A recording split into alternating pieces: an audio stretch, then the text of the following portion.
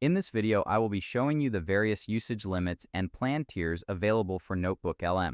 I'm starting here on the official Google support page to compare the different plan levels. I can see there are 4 main tiers to choose from: NotebookLM Standard, Plus, Pro, and Ultra. As I scroll down to the usage limits section, the differences between these plans become very clear. For example, the standard plan allows for 100 notebooks per user, while the Ultra plan scales that number all the way up to 500. The number of sources I can add to each notebook also increases from 50 on the standard tier to 600 on the Ultra tier. Looking at daily interactions, the standard plan provides 50 chats and 3 audio or video overviews per day. However, on the Ultra plan, I can perform up to 5,000 chats and 200 video overviews.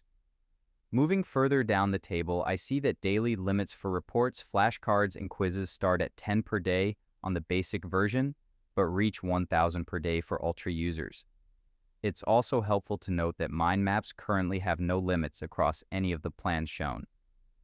For advanced tools like deep research, data tables, and slide decks, the standard plan is significantly more limited, while the Ultra plan offers the highest limits available to help me manage much larger projects efficiently. This detailed breakdown helps me understand exactly which plan will best support my specific research and data analysis needs. If you found this walkthrough helpful, please consider liking the video and subscribing for more quick tips and tutorials.